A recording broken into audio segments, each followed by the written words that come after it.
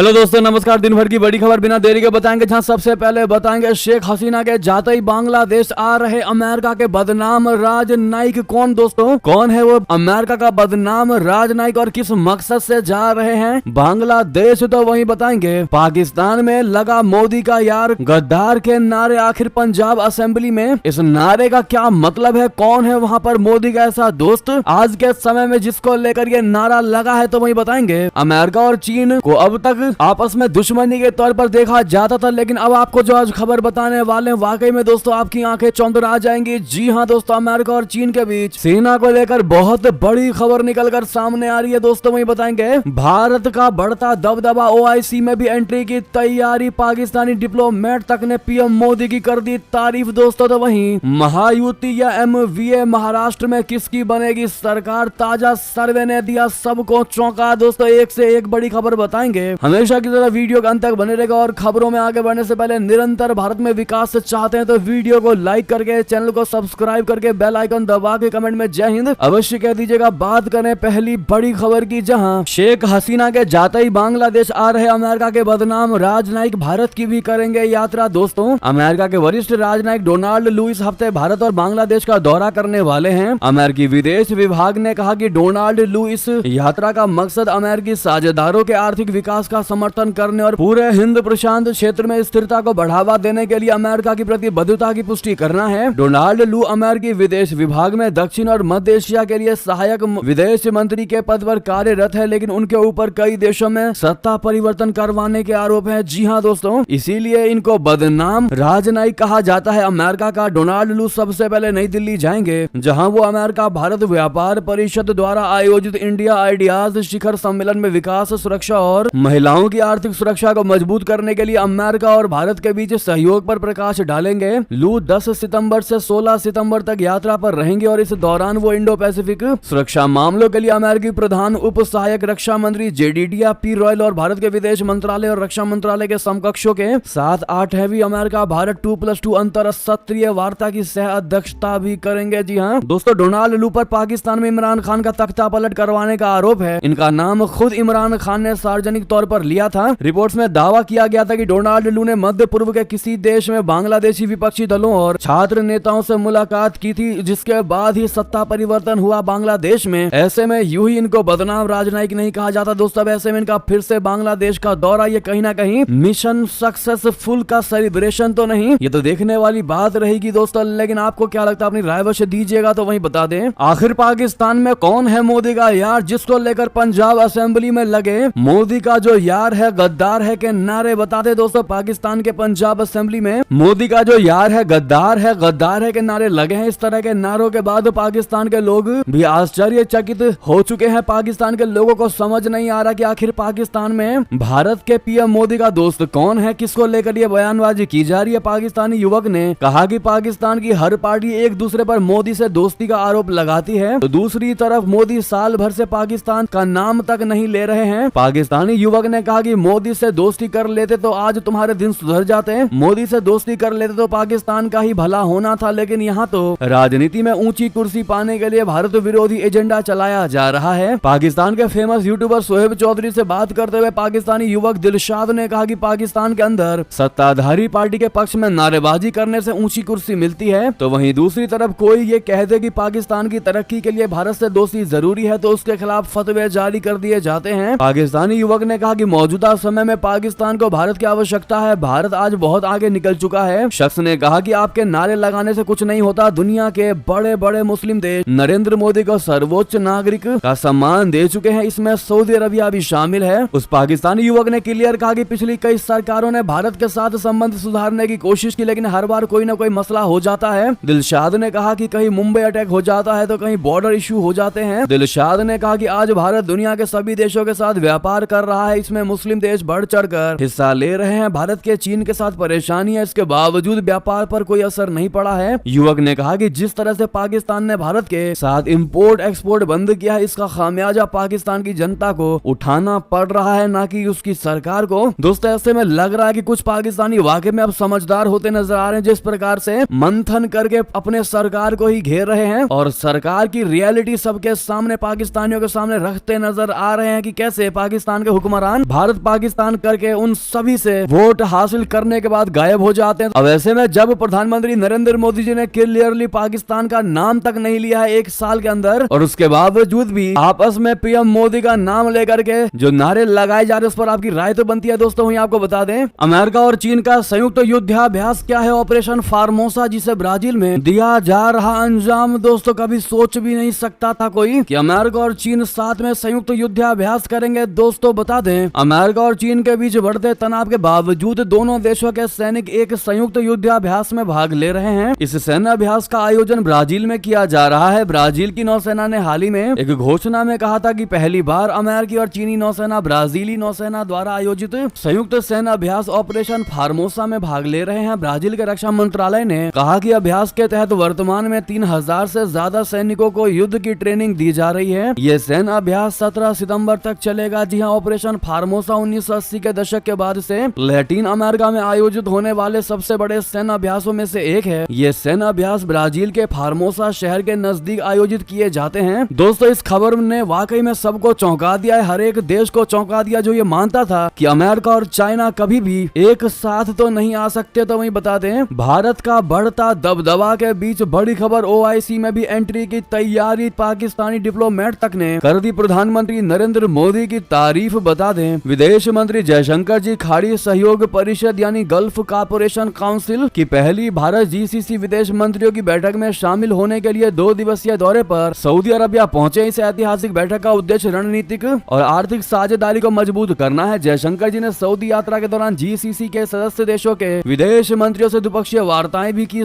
खाड़ी सहयोग परिषद में सऊदी अरबिया, संयुक्त अरब अमीरात, कुवैत, ओमान, कतर और बहरीन शामिल है। भारत के साथ इन देशों के संबंधों में पिछले कुछ वर्षों में उल्लेखनीय प्रगति हुई है। पाकिस्तान के पूर्व राजनयिक अब्दुल बासित ने इसे भारत की सबसे बड़ी कूटनीतिक सफलता बताई है। उन्होंने कहा कि प्रधानमंत्री नरेंद्र मोदी के नेतृत्व में भारत ने खाड़ी देशों तक के साथ अपने संबंधों को व्यवस्थित तरीके से मजबूत कर लिया है, जिससे इन देशों में लगभग 80 से 90 लाख भारतीय प्रवासी रह रहे हैं। बासित ने यह भी कहा कि भारत की इस बैठक का उद्देश्य खाड़ी देशों को कश्मीर जैसे मुद्दों पर OIC से दूरी बनाए रखने के लिए राजी करना हो सकता है। इसके साथ ही भारत OIC में ऑब्जर्वर का दर्जा हासिल करने और भविष्य में पूर्ण सदस्य बनने की कोशिश कर सकता है। तो वहीं बता दें, रूस यूक्रेन जंग पर जर्मनी में क्या बोल गए जयशंकर जी, कहा हम तैयार लेकिन पहले बातचीत तो करें। जी हाँ, विदेश मंत्री जयशंकर जी ने मंगलवार को कहा कि रूस और यूक्रेन को बातचीत करनी होगी और अगर वे सलाह चाहते हैं तो भारत हमेशा सलाह देने के लिए तैयार है। उन्होंने रेखांकित किया कि यूक्रेन संघर्ष को युद्ध के मैदान पर हल नहीं किया जा सकता है। बर्लिन में जर्मन विदेश मंत्रालय के वार्षिक राजदूत सम्मेलन में सवालों का जवाब देते हुए जयशंकर जी ने कहा कि भारत ने चीन से व्यापार के लिए अपने दरवाजे बंद नहीं किए हैं, लेकिन मुद्दा यह है कि देश बीजिंग के साथ किन क्षेत्रों में और किन शर्तों पर व्यापार करता है। रशिया यूक्रेन युद्ध पर उन्होंने कहा कि हमें नहीं लगता कि यह संघर्ष युद्ध के मैदान पर हल होने वाला है। किसी स्तर पर कुछ बातचीत करनी होगी। जब भी कोई बातचीत होगी उसमें दोनों पक्षों रशिया और यूक्रेन को शामिल होना ही होगा। दोस्तों उनकी टिप्पणी सोमवार को रियाद में अपने रूसी समकक्ष सर्गेई लावरोव के साथ सार्थक बातचीत के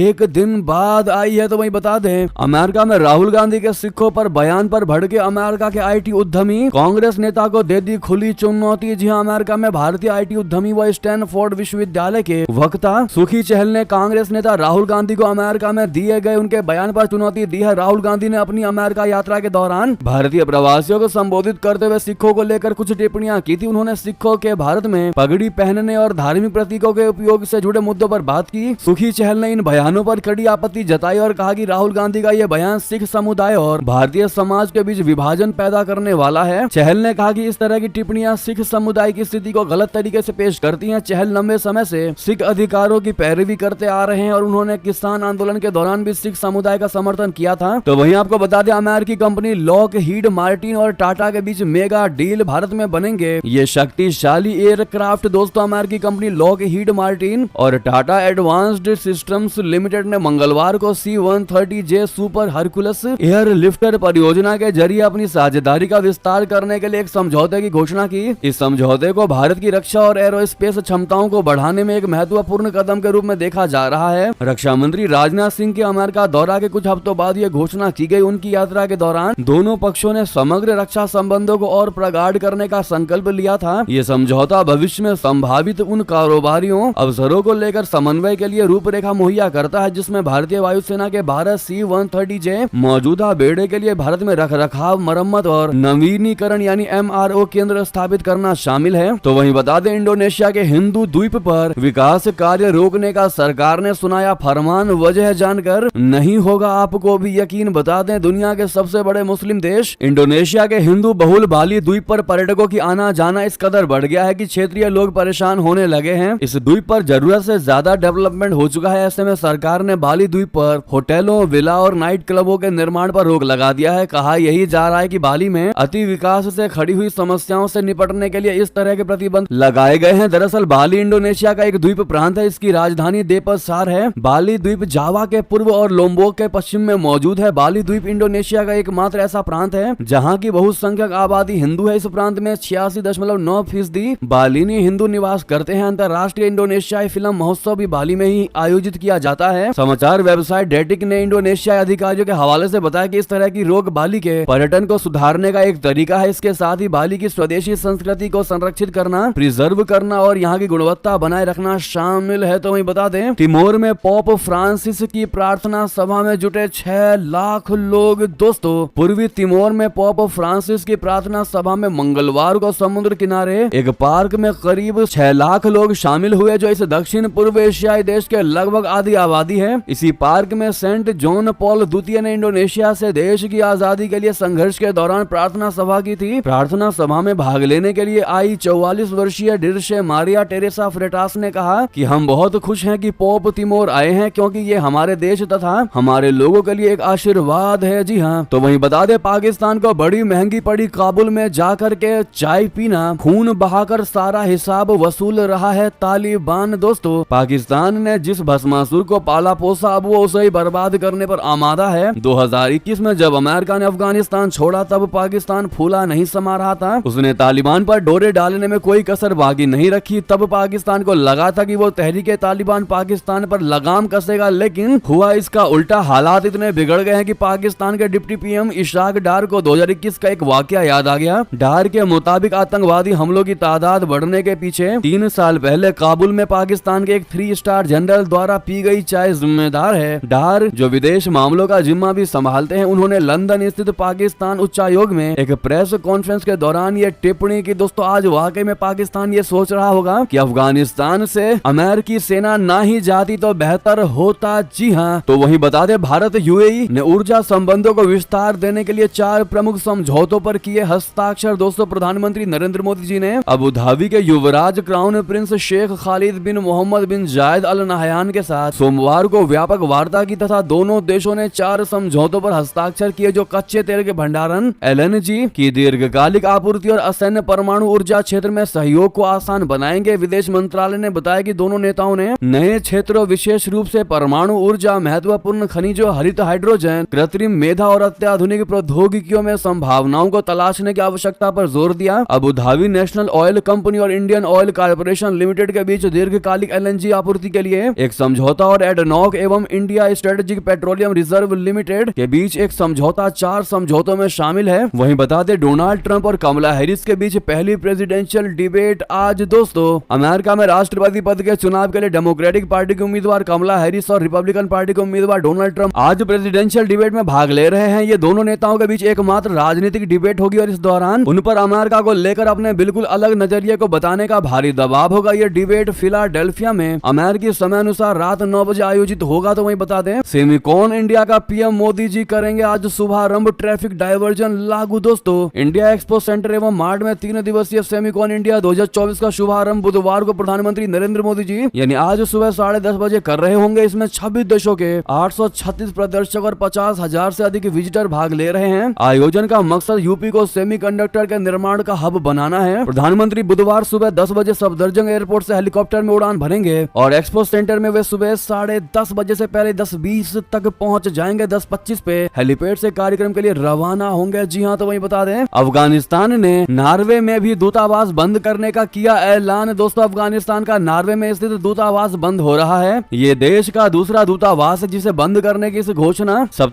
की गई है। कुछ महीनों पहले तालिबान ने कहा था कि वह पश्चिम समर्थित पिछली सरकार द्वारा स्थापित राजनयिक मिशनों को अब मान्यता नहीं देता है, जिसमें नॉर्वे दूतावास भी शामिल है। सोशल मीडिया मंच एक्स पर एक बयान में दूतावास ने घोषणा किया है कि राजनयिक मिशन बृहस्पतिवार को बंद किया जाएगा। बयान के अनुसार दूतावास परिसर नॉर्वे के विदेश मंत्रालय को सौंपा जाएगा। तो वहीं बता दें, शेख हसीना का मुकद्दर तय करेंगे अगले 9 दिन। क्या उसके बाद भारत चाहकर भी कुछ नहीं कर पाएगा? क्या है खबर, बता दें। बांग्लादेश में मोहम्मद यूनुस की अगुवाई में चल रही अंतरिम सरकार ने शेख हसीना को वापस बांग्लादेश लाने का फैसला किया है। बांग्लादेश के इंटरनेशनल क्राइम ट्रिब्यूनल के बयान जारी करके कहा है कि भारत से शेख हसीना को वापस लाने के लिए जरूरी कार्रवाई को शुरू कर दिया गया है। 5 अगस्त को तख्ता पलट के फौरन बाद शेख हसीना ने बांग्लादेश छोड़ दिया था। एक विमान के जरिए उन्हें भारत लाया गया था। तब खबरें आई थी कि विरोधियों ने शेख हसीना के साथ एक डील की थी, जिसके तहत शेख हसीना को बांग्लादेश नहीं लौटना था और बदले में उनकी जान बख्शी जा रही थी। लेकिन अंतरिम सरकार बनते ही शेख हसीना पर मर्डर के आरोप लगा दिए गए और अब उन्हें भारत से वापस लाने का ऐलान किया जा रहा है। 15 जुलाई से 5 अगस्त तक चले हिंसक प्रदर्शनों को ही आधार बनाकर शेख हसीना पर मर्डर के आरोप लगाए गए। अब मोहम्मद यूनुस की सरकार शेख हसीना को भारत से लाकर कथित आरोपों अपराधों की सजा देने का दावा कर रही है। शेख हसीना को भारत से बांग्लादेश लाने के लिए वो यूनुस सरकार उस प्रत्यर्पण संधि का इस्तेमाल कर सकती है, जिस पर दोनों देशों के बीच साल 2013 में सहमति बनी थी। जी हाँ, संधि का आर्टिकल 2 कहता है कि अगर किसी व्यक्ति ने ऐसा अपराध किया है जिसकी सजा 1 साल से ज्यादा हो सकती है तो उस व्यक्ति का प्रत्यर्पण किया जा सकता है। इसी वजह से बांग्लादेश में शेख हसीना के ऊपर हत्या के इल्जाम लगाए गए हैं, क्योंकि बांग्लादेश के कानून में मर्डर पर सजाए मौत का प्रावधान है। इसी संधि में एक पेच है जिसकी वजह से अगर भारत चाहे तो वो शेख हसीना को वापस भेजने के लिए बाध्य नहीं है, और वो है उस प्रत्यर्पण संधि का आर्टिकल 6, जो कहता है कि अगर किसी व्यक्ति के ऊपर लगाए गए आरोप राजनीतिक या राजनीति से प्रेरित हैं तो उस व्यक्ति के प्रत्यर्पण के लिए दूसरा पक्ष बाध्य नहीं है। संधि के आर्टिकल 8 में कहा गया है कि अगर आरोपी जिस देश में रह रहा है वहां यह साबित कर सके कि उसका प्रत्यर्पण न्याय संगत नहीं है, ऐसे हालात में भी आरोपी का प्रत्यर्पण नहीं किया जा सकता। जी हाँ दोस्तों, ऐसे में हर काट अपने भारत के पास में भी है बांग्लादेश का। तो वहीं आपको बता दें, 4 साल के निचले स्तर पर पहुंची क्रूड ऑयल की कीमतें भारत में जल्द पेट्रोल डीजल के दामों में हो सकती है बड़ी कटौती। दोस्तों, भारत में पेट्रोल डीजल की कीमतों में जल्द ही बड़ी कटौती हो सकती है। दरअसल कच्चे तेल की कीमतें 4 साल के निचले स्तर पर पहुंच गई है। अमेरिका के बाजार में ब्रेंट क्रूड ऑयल की कीमतों में बड़ी गिरावट देखने को मिली है। अमेरिकी बाजार में कच्चे तेल की कीमतें $65 प्रति बैरल हो गई है, जबकि ब्रेंट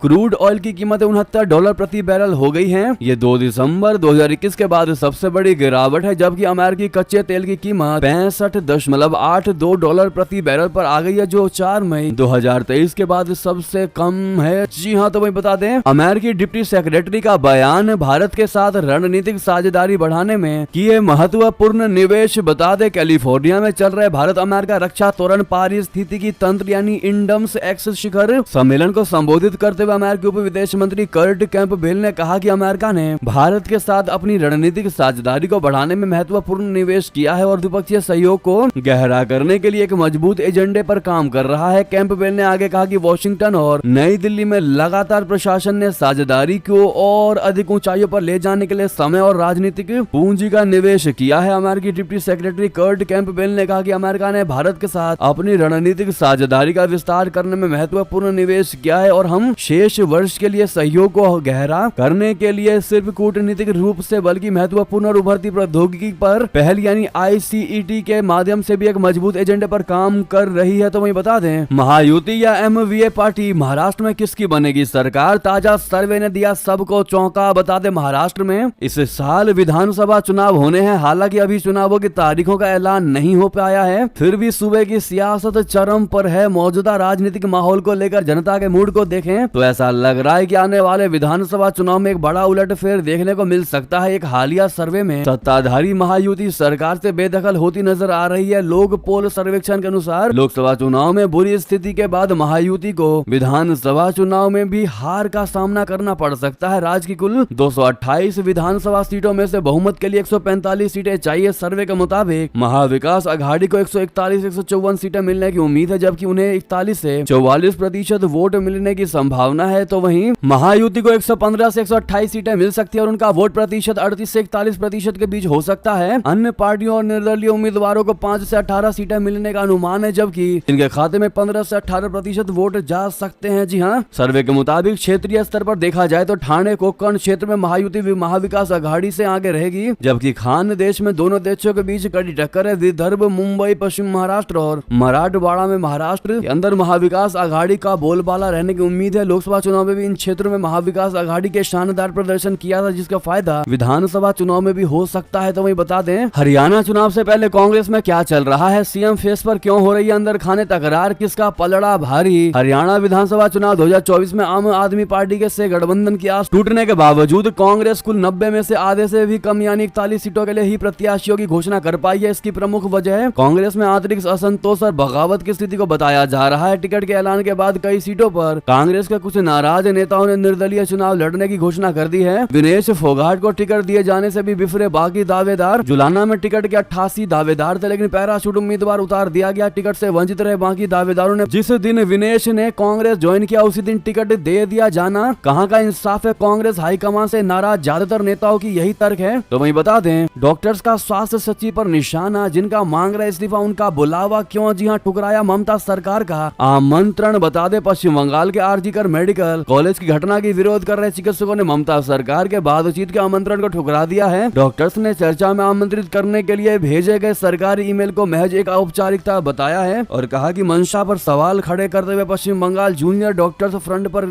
कड़ा विरोध दर्ज कराया है। जबकि डॉक्टर ने जवाब में ये कहते हुए सरकार के साथ चर्चा करने से इनकार कर दिया है कि ईमेल स्वास्थ्य सचिव की ओर से आया है। तो वहीं दोस्तों, आपको बता दें, राहुल गांधी के इस बयान पर भड़की मायावती। कहा, भारत जब बेहतर स्थिति में होगा तब हम आरक्षण खत्म कर देंगे। जी हां, राहुल गांधी द्वारा आरक्षण को लेकर दिए गए बयान के बाद बसपा सुप्रीमो मायावती ने तीखी प्रतिक्रिया दी। उन्होंने कांग्रेस और भाजपा दोनों को एक जैसा बताते हुए लोगों को सतर्क रहने की सलाह दी है। मायावती ने अपने बयान में कहा कि कांग्रेस और भाजपा दोनों में कोई खास नजर अंतर नहीं आता। उन्होंने कहा कि कांग्रेस ने लंबे समय तक सत्ता में रहते हुए ओबीसी आरक्षण को लागू नहीं किया और अब जातीय जनगणना के मुद्दे को लेकर सत्ता में आने के सपने देख रही है। लोकसभा में नेता प्रतिपक्ष राहुल गांधी इन दिनों अमेरिका के दौरे पर हैं। इस दौरान उन्होंने आरक्षण के मुद्दे पर बयान दिया, जिसको लेकर बसपा सुप्रीमो मायावती ने कांग्रेस और भाजपा दोनों पर निशाना साधा। तो वहीं दोस्तों, ये थी की सारी बड़ी खबर। आपको हमारी खबर कैसी लगी? आशा करता हूँ बहुत अच्छी लगी होगी। थोड़ी भी अच्छी लगी तो वीडियो को लाइक करके, चैनल को सब्सक्राइब करके, बेल आइकन दबा के कमेंट में जय हिंद अवश्य कह दीजिएगा। मिलते हैं अगली बड़ी खबर में। यहाँ तक बने रहने के लिए आप सभी का बहुत बहुत धन्यवाद।